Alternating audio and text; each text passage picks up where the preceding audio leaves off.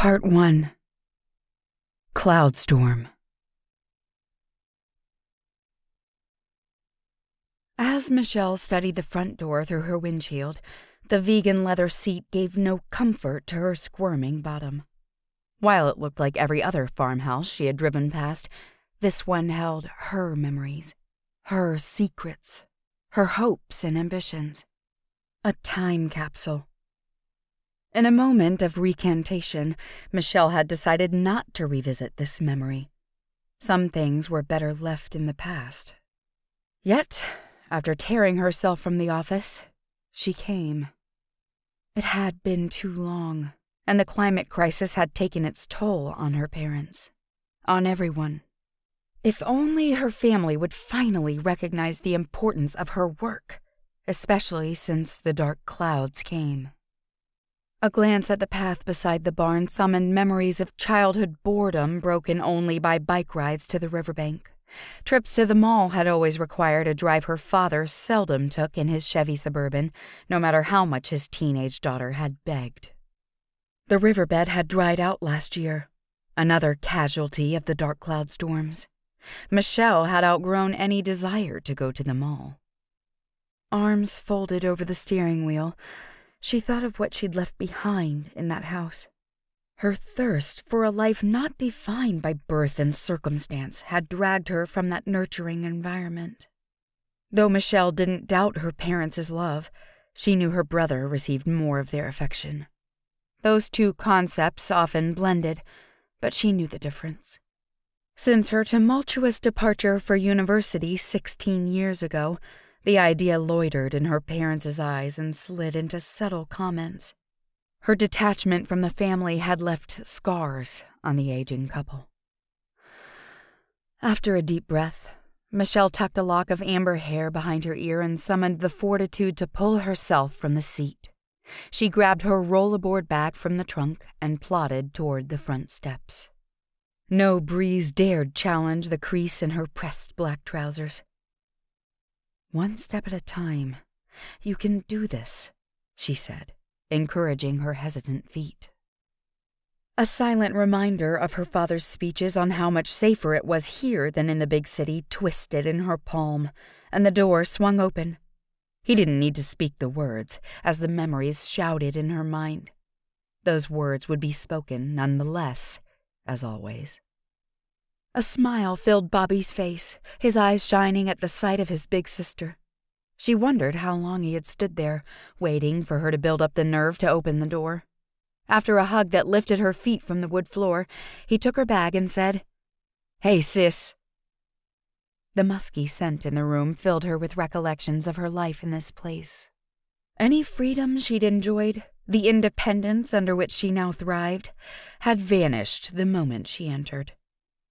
Nothing had changed in decades, except for signs of aging. Each wooden step sagged a little deeper. The scruffs and scratches had grown in number. Fractured light peeking through the tile windows outlining the front door played with swirling dust motes. Michelle exhaled and slipped out of her Converse All-Stars. "I'll take this to your room. Head into the kitchen. Mom's there." Bobby scurried up the stairs 2 at a time in his faded, mud-stained Wrangler jeans. Michelle inched down the hall. The living room to the left showcased a new television, facing the same plaid cloth sofa her little girl bottom had sat upon for Saturday morning cartoons on the old tube TV.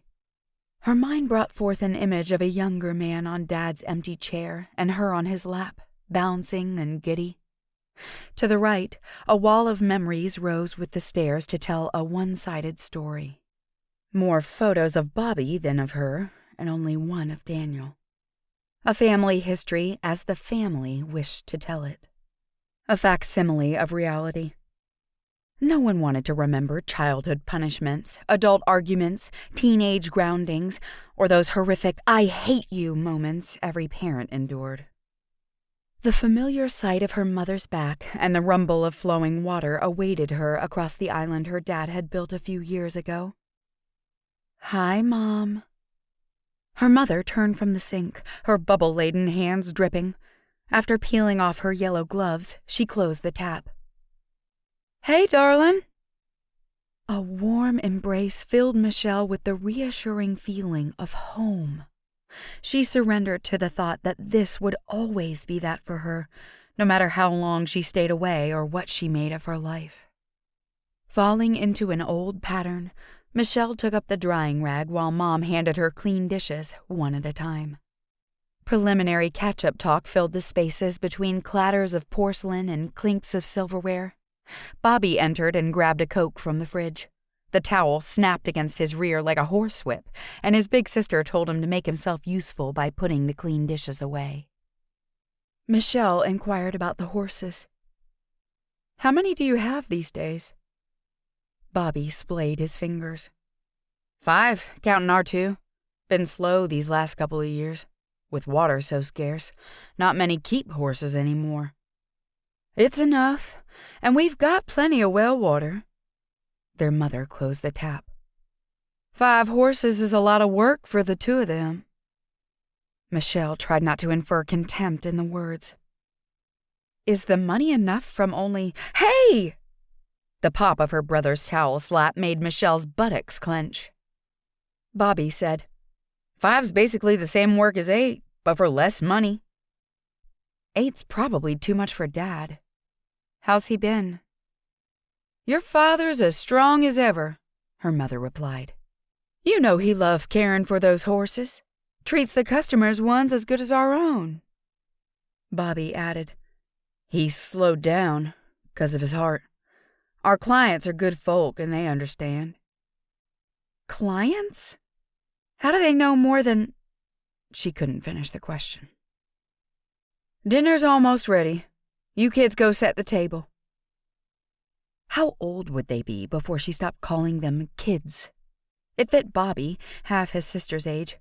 He pursed his lips and shrugged as he schlepped the stack of dishes into the dining room. "When Dad comes in, we all want to hear about your work on cloud forecasting.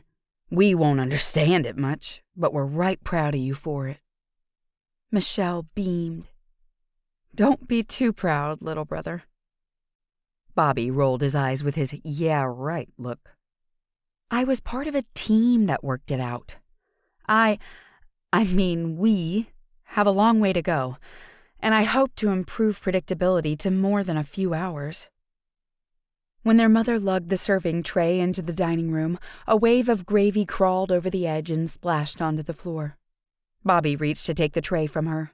Refusing his help, she heaved it onto the edge of the table with a plate-rattling thud. As Michelle bent to wipe up the spill, Bobby centered the tray on the table. When Michelle's father came in, they all sat, and he said grace. "You should tell Mom and Dad how you worked with the team on your cloud storm forecaster alert thing." A juvenile smirk ran across Bobby's face. Her dad raised an eyebrow. "They teach teamwork at that fancy college?" Swallowing before having fully chewed, Michelle readied herself for a snide retort.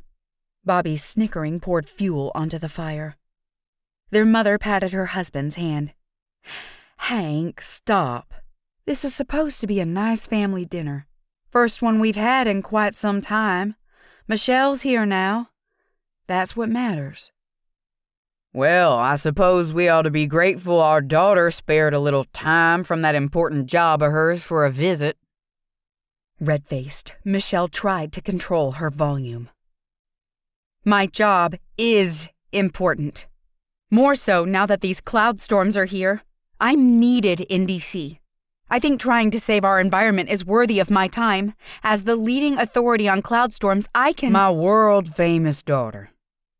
I'm not saying we ain't proud." Her father's tone softened. "It'd be nice to know you were proud of where you come from. Proud to be a part of this family." A storm alert on everyone's phones muted Michelle's explosive comeback.